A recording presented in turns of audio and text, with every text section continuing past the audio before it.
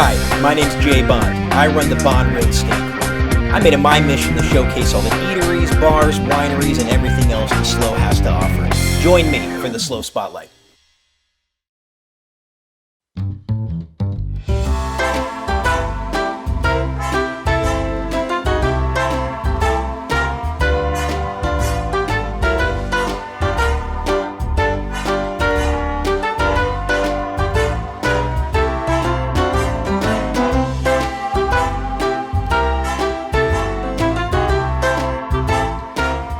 Well, good evening. Welcome on in. Yes, sir. Thanks for joining us at 1122 Cocktail Lounge at Speakeasy. A little background about the menu and how we go about things here. Being a speakeasy, prohibition-style bar, the 20s and 30s is a big theme for things. So we debut those cocktails that got the cocktail progression very famous, you know, from the 17th all the way up to the 21st century. So we focus about half of our attention towards these classic cocktails that you've seen modern interpretations of. We stick very by the books about these. And then beyond that, we have our modern techniques to make these house concoctions as well. Do everything in-house. Everything that's coming out of a bottle is made in-house from scratch. Otherwise, it's a spirit belonging to a company.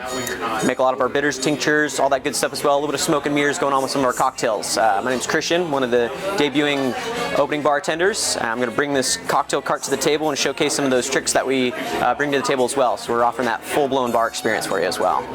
With that being said, get comfortable with the menu. It's already a little bit broken down based on spirit or style of cocktail. I've got spirit list upon request as well. So if you're interested, dive in, give me some questions. Perfect. Thank you. The way we kind of build our program here is to have a really vast selection of cocktails available to you. As you peruse through and you flip on the pages, you'll see that we have drinks built around a specific spirit. So if you're gravitating towards whiskey, say on the page I'm currently on, we have cognac and agave. Now between the two of those, you could select one of the three that we have on there, or we always encourage people when they come through that if you don't have a specific drink that you're looking for, and one of the other aspects of this is that we also are not necessarily trying to push people towards their comfort zone. We're actually trying to break them out of it. I want to bring people into our bar to sit down and get a feeling, like see the atmosphere, see the environment, and take a leap of faith with us as your bartenders to really showcase exactly how we can dissect your palate, your individual likes and dislikes, and try and bring something to light for you that you may not otherwise order. And hopefully it's something that we're creating in-house from a lot of scratch ingredients that you can't find anywhere else. So those are really big motivators for us that puts a lot of passion into the project. Good example of this, like shut the menu. We don't even need the menu at this point. So if I was to be your bartender right now and we were talking and kind of analyzing things, I would lead off with descriptors on the palate. So versus like what spirit do you like? Like do you like vodka drinks or gin drinks? That really doesn't tell me anything about your palate.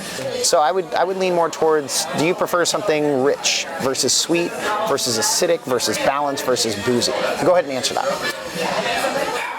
I would say something rich. Okay. I'll lean on that. So with richness, we can now look at full mouthfeel. You're going to have something that hits the front of the palate that transitions to mid and back. Richness, it really encompasses the entirety of the palate. So it allows you an opportunity now to work within a realm of many different diverse characteristics. I could go rich and sweet, I could go rich and boozy, or I could go rich and dry. Which direction would you go towards? More boozy. Okay. Yeah. We want rich and we want boozy. Yep. So that means I'm going to go towards viscous mouthfeel. I'm going to work with something that might have like a fat derivative from, say, clarified milk. It could be orgeat, like something that's made from a nut fat. Like you'll get the creaminess and you'll get that from that. But if we want rich and boozy, I would probably lean towards something like the Smoke in the Alley. It's a cognac-derived old-fashioned that is built around Maison Rouge Visop, and we use a blood orange cordial built like an old-fashioned. So you have Demerara sugar cubes, Angostura bitters, and a house-made orange flower water. And all of that will be mixed into a Japanese mixing glass. So you're getting the traditional stir style that you would in old-fashioned. So it's not overly diluted, but you have a viscous nature from the blood orange cordial that brings all that orange profile through. And it sits on the palate heavier because it's more viscous. So there's a bit more sugar to it, but to compensate for that, we're using a spicier cognac. We're using a cognac that has body and oak. And that Maison Rouge carries that through very nicely. And then we smoke your glass with an American West Red cedar, and when you actually get that, when it gets turned over in front of you, that pungent and robust aroma envelops your palate. You are now predispositioned to expect that. So when you get that first sip, it conflicts with what your mind already transpired as what to expect. You're now going, oh, well, it was supposed to be maybe a little heavier or maybe a little dry and harsh, and then all of a sudden it's elegantly sweet, but not so much sweet that you can't find it palatable.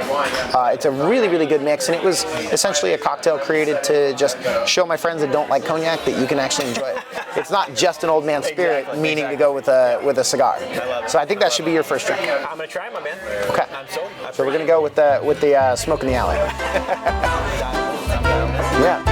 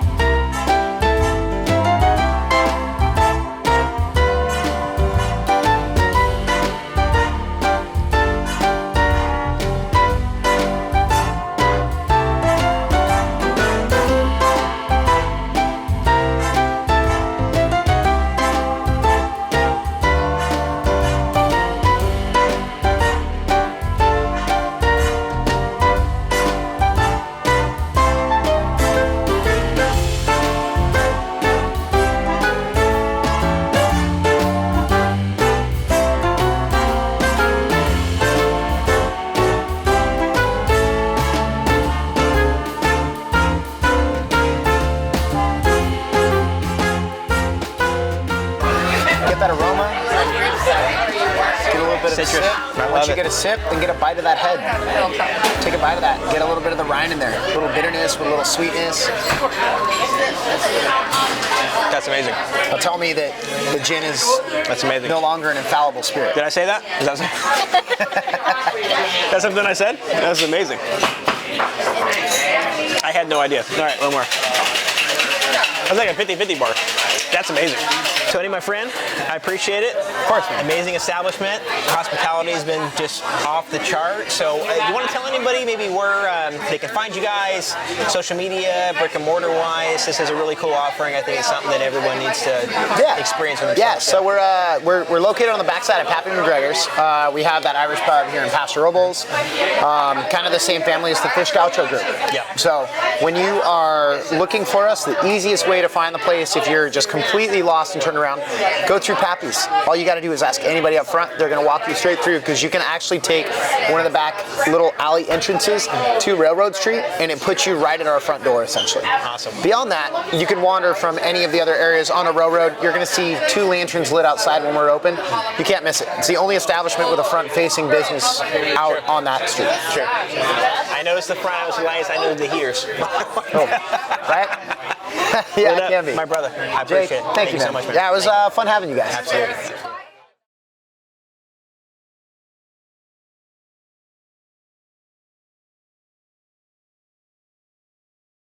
Yeah. And that's one of our favorite things to do is when someone dislikes gin, well, you just lit a fire.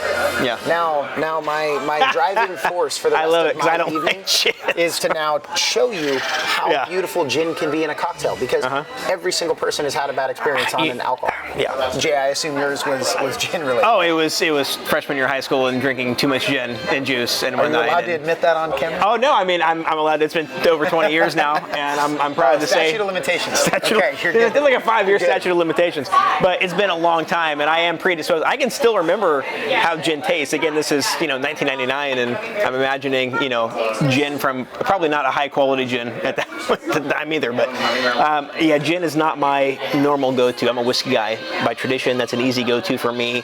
Cool. This past year, I have switched up, getting back into silver tequilas and some other things, but not venturing too far beyond. So we're gonna showcase gin. I want to. Ramos. I'm curious to touch base on that. Yeah.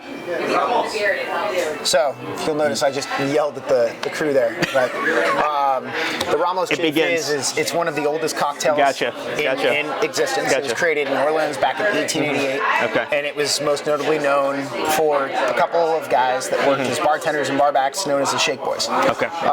It is an extremely long cocktail to create. So even during any of our normal operation of service, you will see a bartender here, and occasionally people catch this when it happens. If I was here and greeting you and going through the cocktail order, and one of the party ordered a Ramos Gin Fizz, I immediately would turn and audible that Ramos to my bartenders, because we're looking at about a 10 to 15 minute ticket time on it. Wow. At minimum, because it involves a wet shake, a double strain, a dry shake to emulsify, and then a setup to allow it to meringue, which we utilize the fridge and the condenser blowing immediately on it to force meringue that to separate the head and the cream from the body of the spirit. So this is how I'm going to introduce you, or rather reintroduce you to gin tonight, Jay. There we go. It's been 20 years in the making. I love it. I love Marcel's fancy. I love it. He's excited. He's I'm going to enjoy this. He's going to excited. I was anticipating whiskey, but this is gonna be a good twist. All right, I want to be an adventure. I'm gonna be an adventure. We're working cognac now and gin. We haven't even gotten into whiskey, and we are a whiskey bar by essential nature. I dig it. I'm Ubering tonight. It's happening.